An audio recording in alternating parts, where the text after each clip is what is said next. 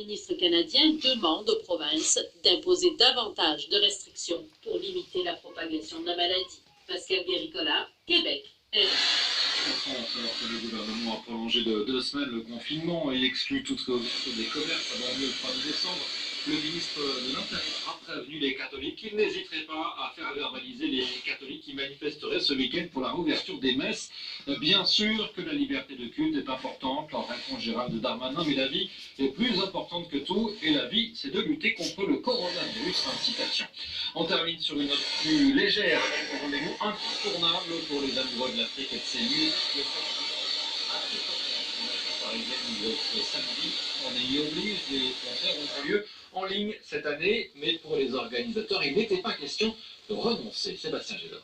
Abandonner le public et les artistes en race campagne, impensable pour l'équipe d'Africolor, car c'est un lien très particulier qui s'est noué avec le festival depuis 31 ans. Sébastien Lagrave, le directeur d'Africolor. Pour beaucoup de musiciens, notamment maliens, mais plus généralement d'Afrique de l'Ouest et petit à petit d'autres pays du continent, je pense aux Comores, je pense au Kenya, je pense à l'Ouganda, les premières scènes européennes et françaises ont souvent été les scènes d'Africolor. Voilà, Africolor se donne et cette porte d'entrée qui permet au public d'ici de découvrir cette extraordinaire diversité des pays du continent. Africolor propose nombre de spectacles inédits, notamment autour des indépendances, mais ce samedi soir, c'est l'orchestre du Grand Bamako qui ouvre le bal en formule légèrement réduite. Cet orchestre du Grand Bamako, il est composé de tous les musiciens, des chanteuses qui nous ont accompagnés tout au long de ces années.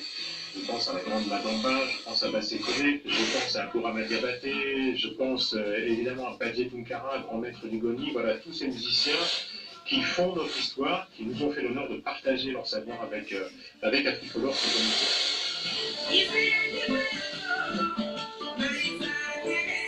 Tous les spectacles sont accessibles gratuitement partout dans le monde sur africolor.com et les réseaux sociaux.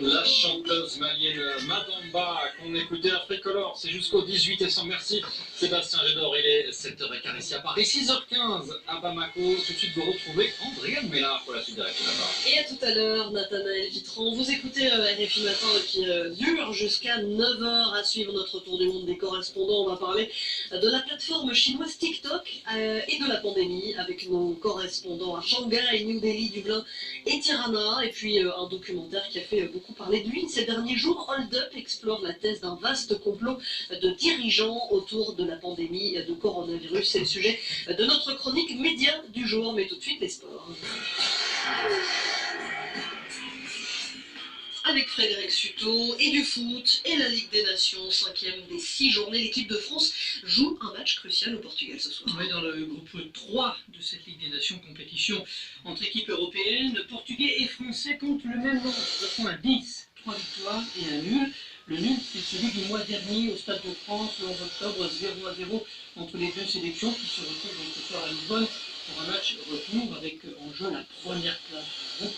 Il restera ensuite un match pour les deux sélections. Les Français recevront la Suède mardi, tandis que les Portugais sont opposés aux Croates. Mais pour l'heure, regardons cette finale avant la lettre pour prendre une option sur la finale à 4 de cette Ligue des Nations. L'équipe de France se présente à Lisbonne avec quelques soucis en tête. Elle a concédé il y a 3 jours au Stade de France un match amical, une défaite assez pitoyable face à la Finlande, 2-0. Réaction attendue donc ce soir au Portugal.